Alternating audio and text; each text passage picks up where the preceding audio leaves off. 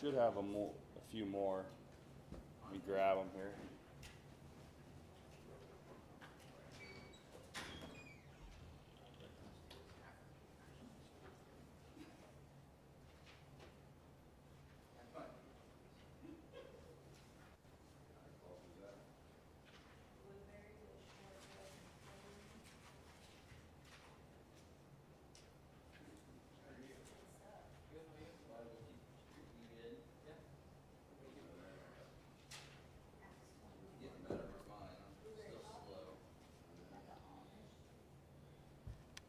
All right, we finished up a couple weeks ago. Thanks to Annie and Caleb for covering last week.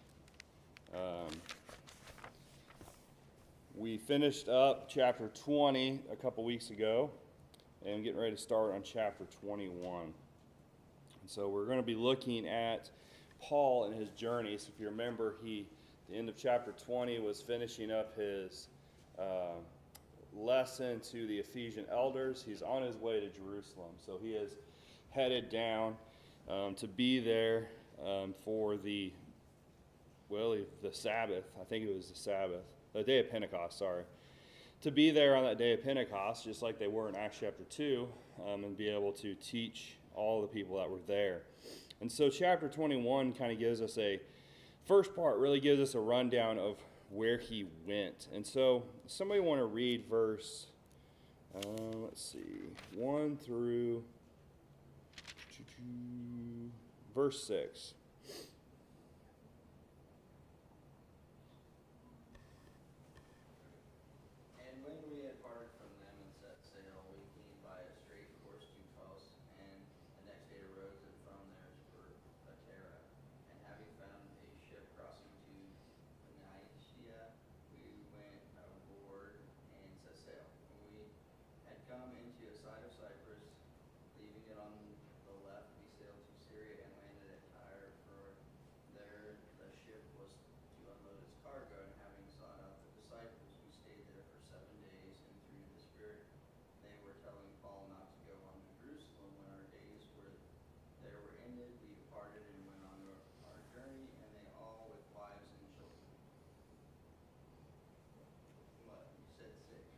Yeah, through 6.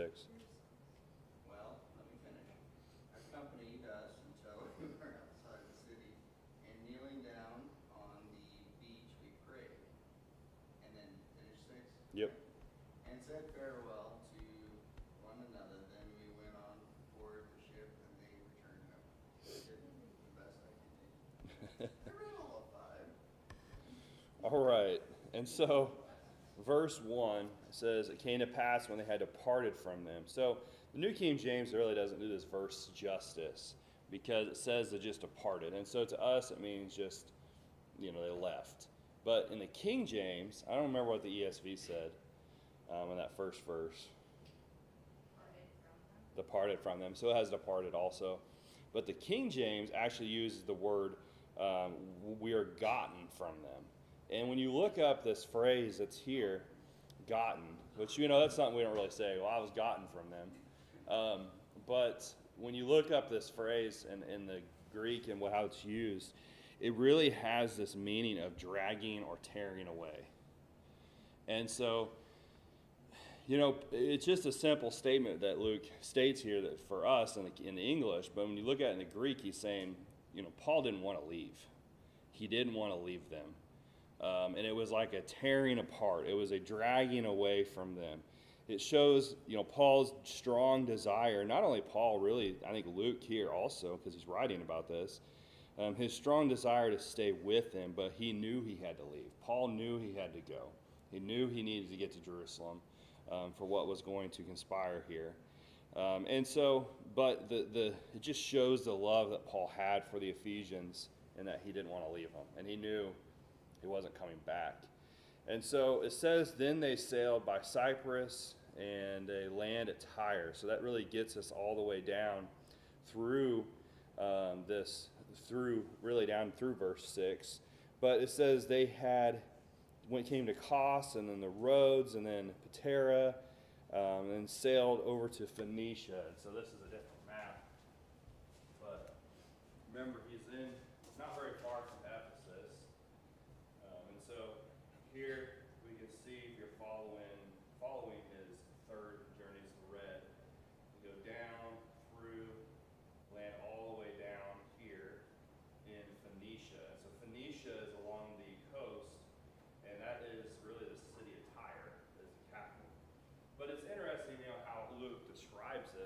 Luke was very detailed, and I think there's a reason for that.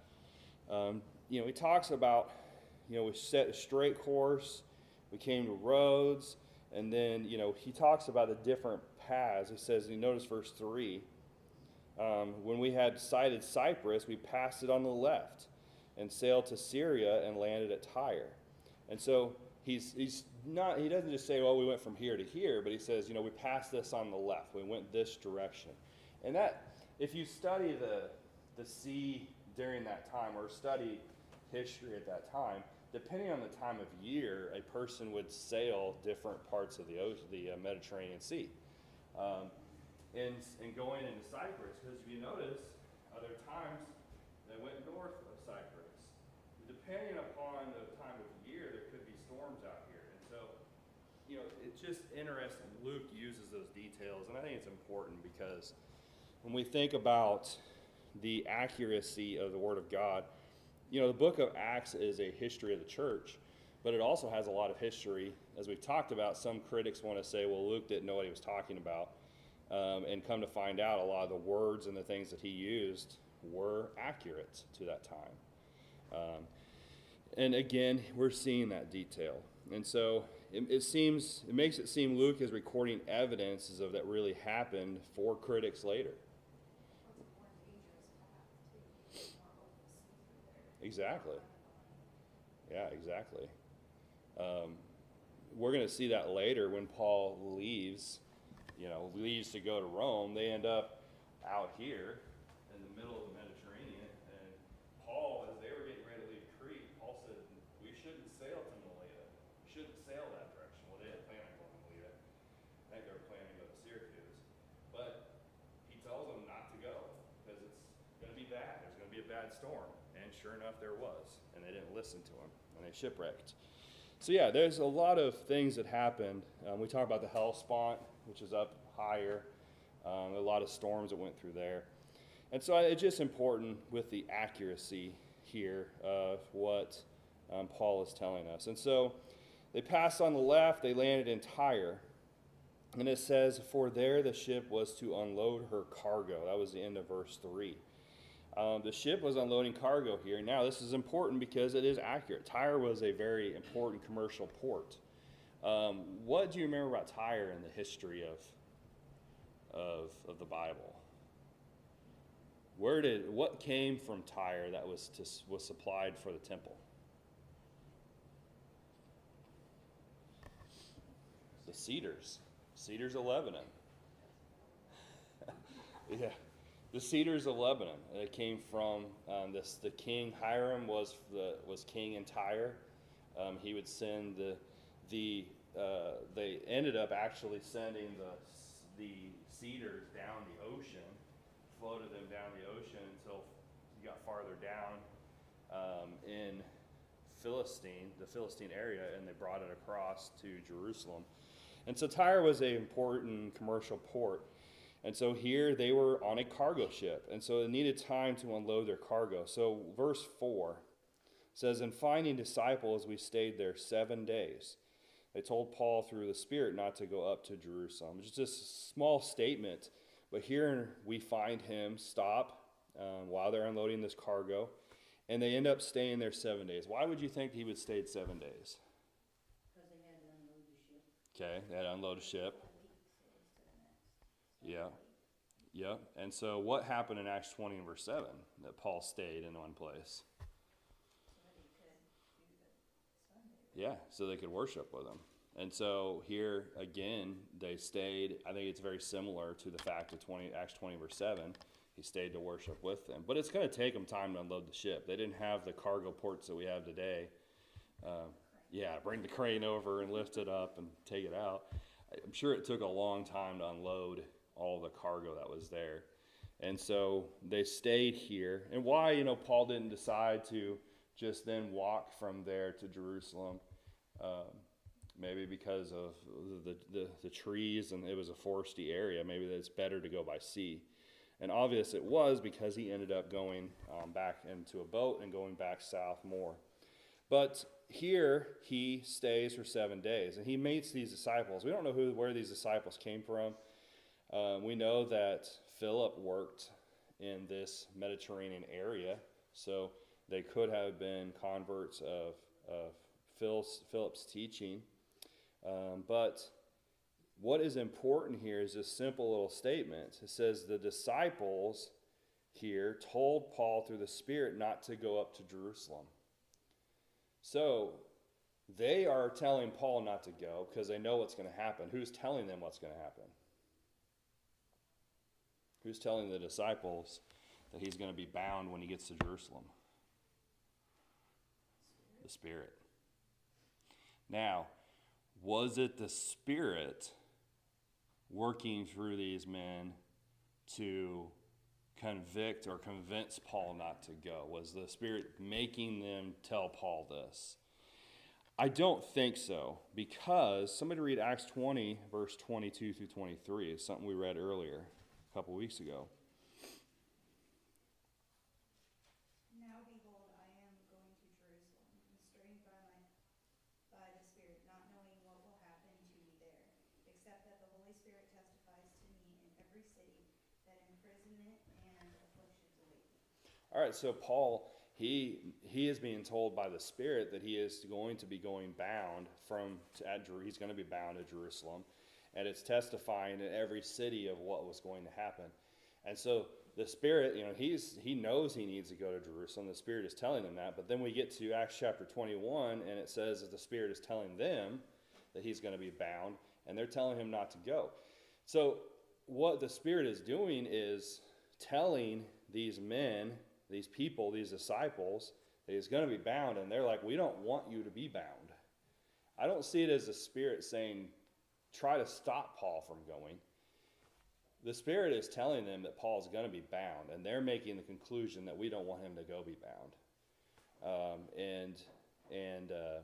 So Paul knew that people were going to try to stop him, and that's happened. It's going to happen again here in a minute. You think about it, was that kind of a way of testing Paul? You have all these people everywhere you go saying, don't go, don't go. Yet, Jesus told Paul that he would go to Rome. And I think Paul knew that this was the way he was going. And so, if he had listened to these men and said, you know what, I'm not going to go to Jerusalem, I think that would have been a problem for Paul. And I also think that it still would have happened because God had a purpose in doing this. And, was it a bad thing that Paul was bound? It was. But it was also a way of protecting him because there were a lot of people wanting to kill him. And so I think God was using this situation for good. And, then, you think about it. I think you're right, 100%. Testing of his faith and trusting God, because if he had said no, then he would have fallen, in a sense. So, yeah. Paul knew he needed to go, and people were trying to stop him. And so that brings us to verse 5. It says, and we had come to the end of those days. We departed and went our way, and they accompanied us with wives and children till we were out of the city, and we knelt down at the shore and prayed. So all the disciples, their families, everything, they followed Paul. So you can imagine Paul's leaving town. He's headed back out to the port, and these people are following him. Very similar to what we saw at the end of chapter 20. The Ephesian elders did the same thing. They followed Paul until he got to the port, until he was about to get on a ship. They prayed with him. Paul did the same thing here. He prayed with them. And so it just shows, it must have been the custom of the people at this time to send off, to bid farewell to someone, was to, stay with them until they were gone, until they had to leave. And so then verse 6, it said, when we had taken our leave of one another, we boarded the ship, and they returned home. And so that brings us to verse 7. Someone want to read verse 7 through verse 14.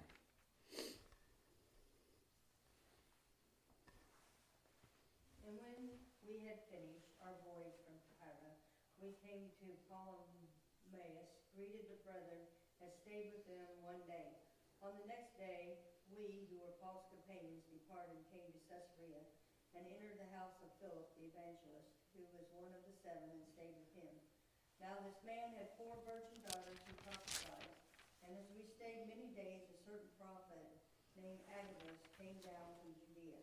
When he had come to us, he took Paul's belt, bound his own hands and feet, and said, "Thus says the Holy Spirit, so shall the Jews at Jerusalem bind the man who owns this belt, and deliver him into the hands of the Gentiles."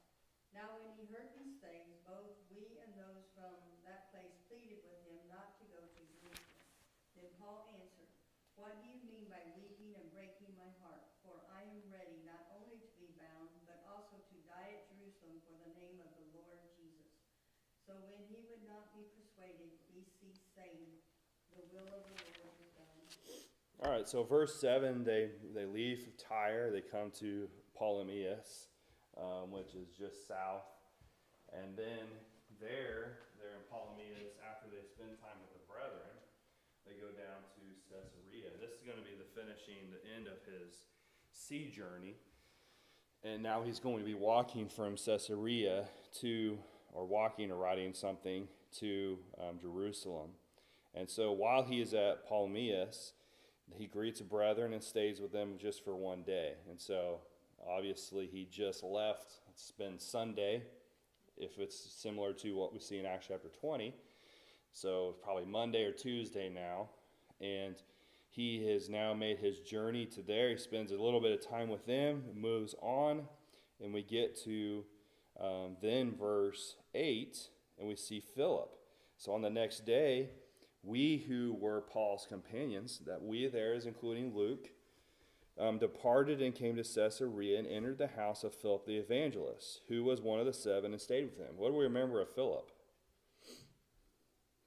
This is not the first time we've seen him, right?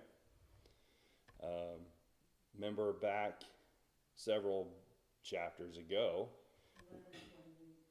11:28. You're right. I forgot about that one too. But you're right. 11:28.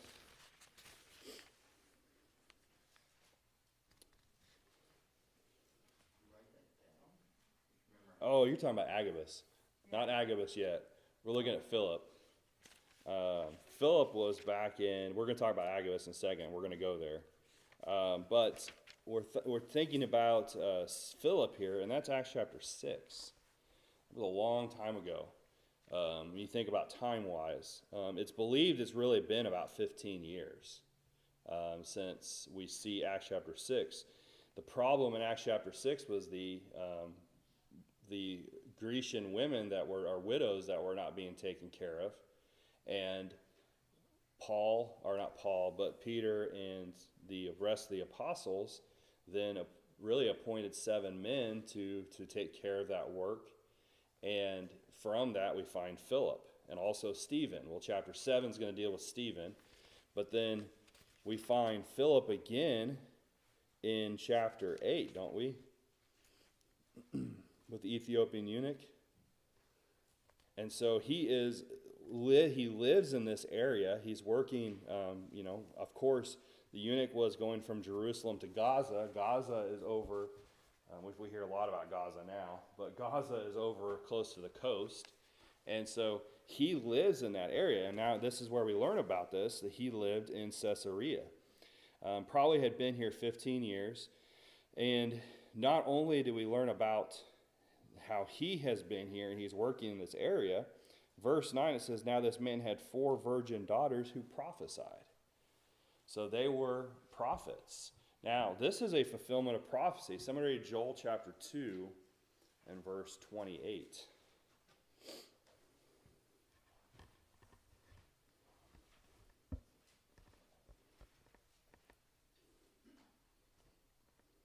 And it shall come to pass afterwards that I will pour out my spirit on all flesh. Your sons and your daughters shall prophesy. Your old man shall dream dreams. Your young man shall see visions. All right, that's a fulfillment, really. This is a fulfillment of Joel chapter 2 and verse 28. It says, after those days, that is Acts chapter 2. God poured out his spirit upon man, upon all flesh.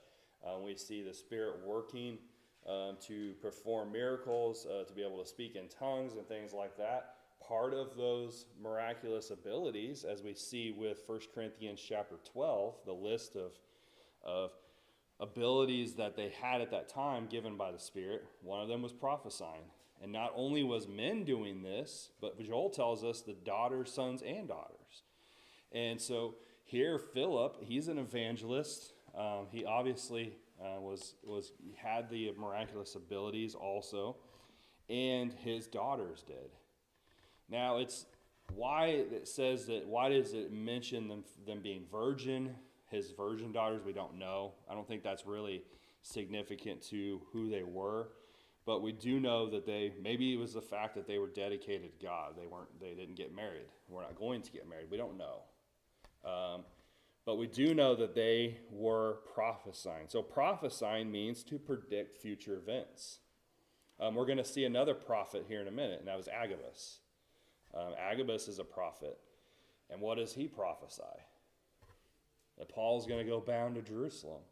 So what were they prophesying about? Maybe other things, similar things. The destruction of Jerusalem coming. We don't know.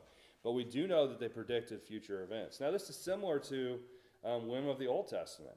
This is not the first time we've seen prophets or those that were prophesying that were women.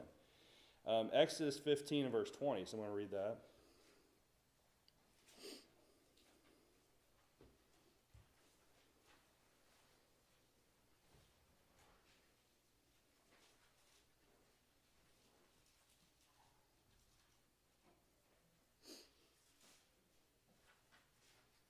Then Miriam, the prophetess, the sister of Aaron, took the timbrel in her hand, and all the women went out after her with timbrels and with dances. All right, so Miriam was the sister of Aaron and Moses, and she was a prophet. And so she prophesied, and obviously we see there she went out with the women and the things that they were doing with the women. Judges 4 and verse 4. Now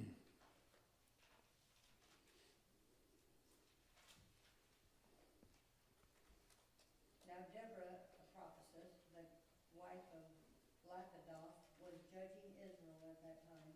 Okay, so we have Deborah. Now Deborah, she had to get the men of the nation to actually do their job and to get out of their bondage.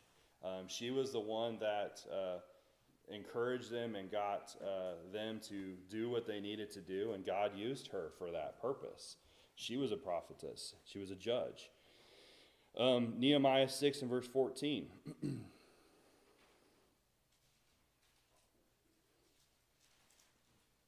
My God remembered Tobiah and Sanballat according to their works, and the prophetess Noadiah and the rest of the prophets who would have made me afraid.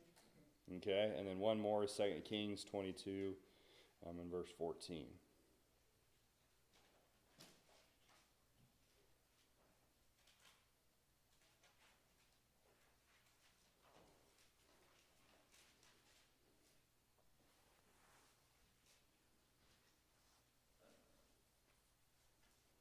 So Hilkiah the priest and Anakam and Akbar and Zepham and Uzziah went to Adol the prophetess, the wife of Shallum, the son of Tikva, son of Harnett, housekeeper of the wardrobe.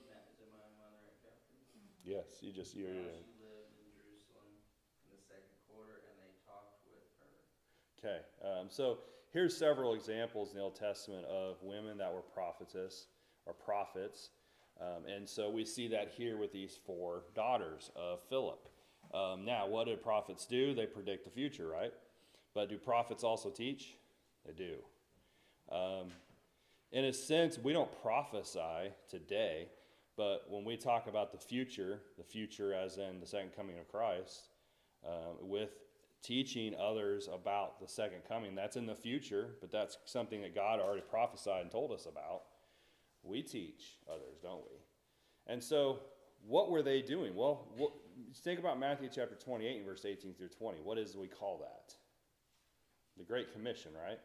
Was that the Great Commission just for men? No. It was for all. They were doing their part as prophetesses. They were doing their part in the commission to teach, to prophesy the things that was coming in the future. And how would they have done this? Well, they would have done that within the role that God gives them. They would have done that by teaching children, other women, the unsaved, many things that they could do. They had a role, and they were fulfilling the prophecy that God had given Joel in Joel chapter 2. And so it's interesting that the teaching it was a family thing. You had Philip, who was the evangelist, who had his daughters where they were doing work too, and teaching others. And it was a family ordeal. That's a great thing to see, isn't it? To have the whole family involved in evangelism and in teaching. And that is so significant. Luke brought that up. And I think it's significant for us and our families today that we all need to be about God's business and teaching others, men and women alike. All right, so we get to then verse 10. It says, "And we stayed many days. A certain prophet named Agabus came down from Judea." So that's Acts 11 and verse 28 that Kathy went to earlier. You want to read that, Kathy? Because I was reading ahead. You was reading ahead. Acts 11 and verse 28. This is not the first time that we've met Agabus.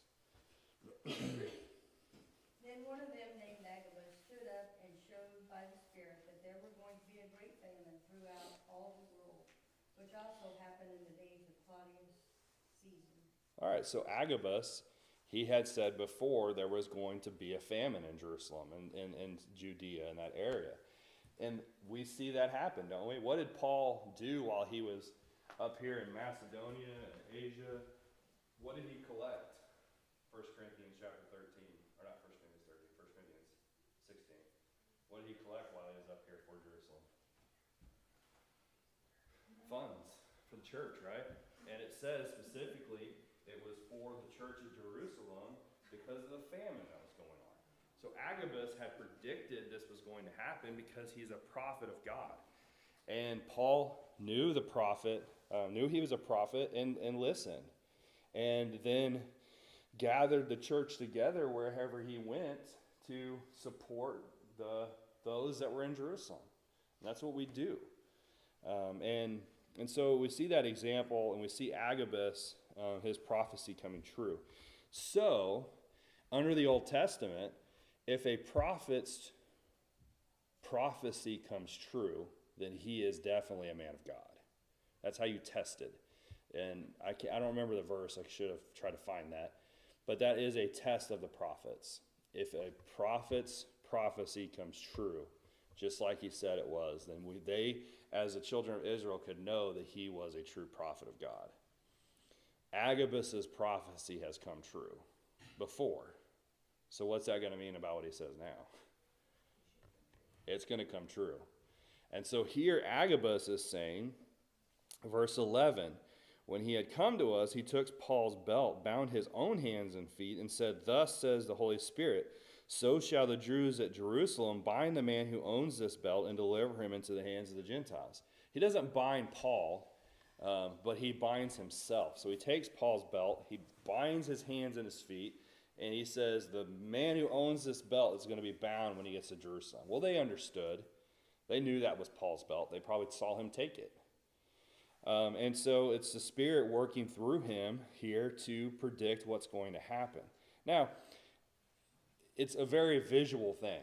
It's, he could have just came in and said, Paul, you're going to be bound when you get to Jerusalem. But he didn't. He acted it out. And that's not the first time we see that. That happens a lot with the Old Testament prophets. Let's just look at a couple of examples, because I think they're neat. 1 Kings chapter 11, verse 29 through 30. 1 Kings 11, 29 through 30.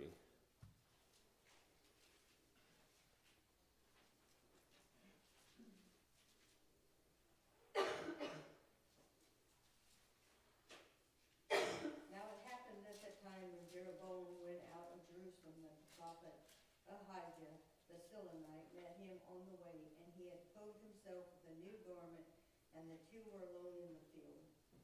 Then Abijah took hold of the new garment that was on him and tore it into 12 pieces. What am I supposed to do? Yep, I think that's it. That'll get what we need. And so here he's talking to Jeroboam. And so to Jeroboam, he's saying, he visually showed him, he's had this new garment, he puts it on, they're walking, he stops, he takes it off, he rips it in 12 pieces, and he hands him 10. And he holds 2 back, and he's saying, you are going to be given 10, the 10 tribes of Israel, 10 of the northern tribes. And Rehoboam's going to get the other 2. And so it's just a visual thing. He's prophesying of what's going to happen. So Jeroboam knows this, and he knows this when he goes to stand before Rehoboam and say, hey, the people have been taxed by your father. You can be easier on them. Please choose to be easier. And I think that's interesting. Kind of a side note, Jeroboam knew what was going to happen, but he still tried to get Jeroboam, and he's trying to get Rehoboam to do the right thing. Another example is Ezekiel 4. I love the book of Ezekiel. There's a lot there. Ezekiel 4, 1 through 6.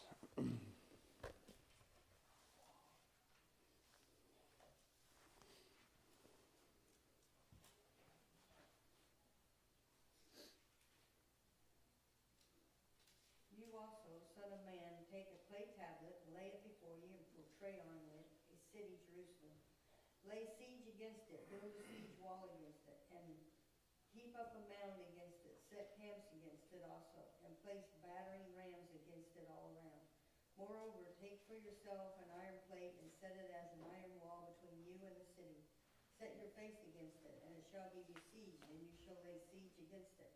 This will be a sign to the house of Israel. Lie also on your left side, and lay the iniquity of the house of Israel upon it, according to the number of the days that you lie on it. You shall bear their iniquity. For I have laid on you the years of their iniquity, according to the number of the days, 390 days. So you shall bear the iniquity of the house of Israel. And when you have completed them, lie again on your right side. Then you shall bear the iniquity of the house of Judah 40 days. I have laid on you a day for each year. All right, so it's really interesting with Ezekiel. So God, in a sense, tells him to make a play set.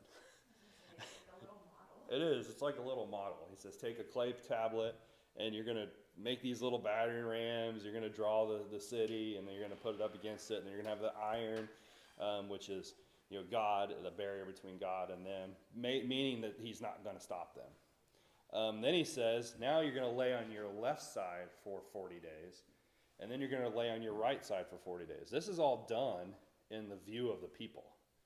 And so he would have went to the center of the city, and he would have done this. And people would walk by and go, what is he doing?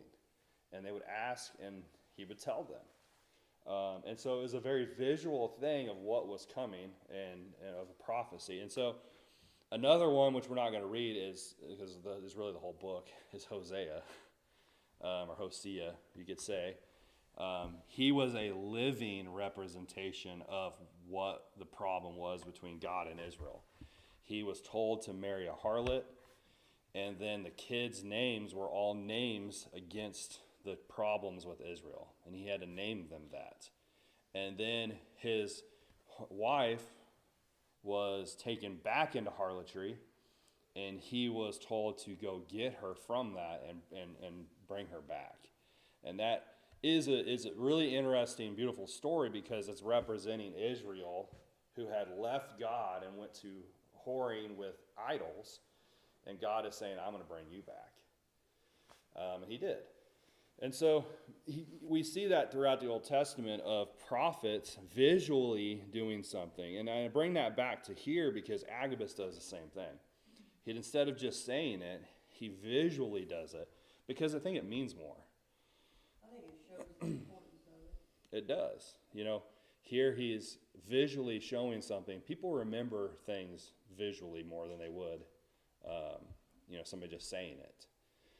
They're going to remember Ezekiel laying on his left side for 40 days. They're going to remember that robe being tore up in 12 pieces. And the people here are going to remember Agabus tying his hands and his feet up and saying the person who owns this is going to be bound in Jerusalem. And it means a lot. And so we see that here. And notice that's the end of verse 11. Go to verse 12. Let me turn the page here. verse 12, it says, "Now when we heard these things, both we and those from that place pleaded with him not to go up to Jerusalem." So the people that were around there saw this visual representation of what's going to happen, and they start to plead with Paul and saying, "Please don't do it." Who's the we there? Who's writing? Luke.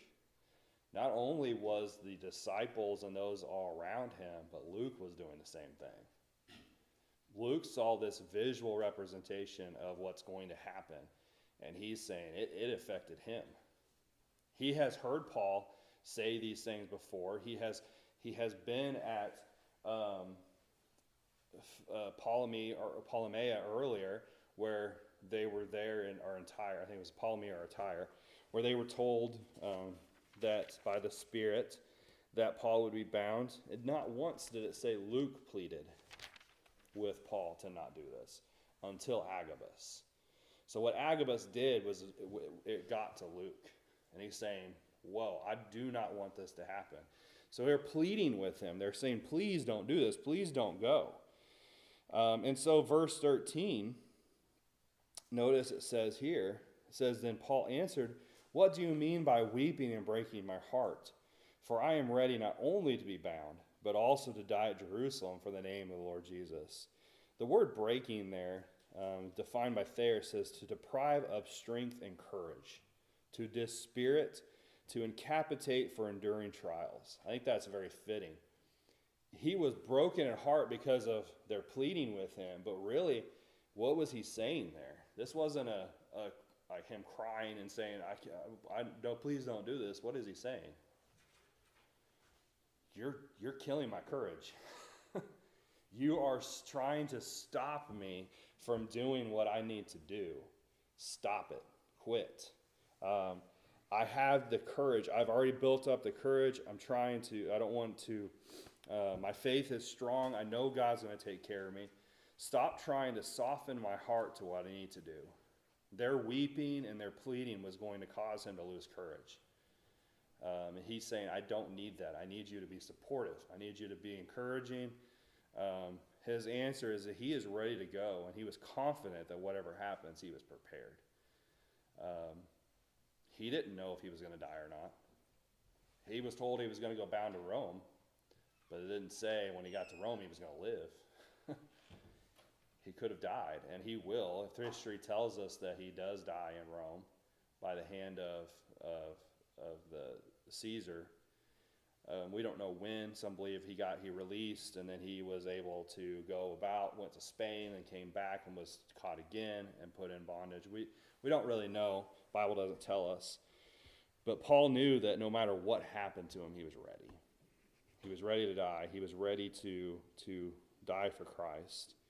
And so, verse 14, it says, when he would not be persuaded, we cease saying, the will of the Lord be done.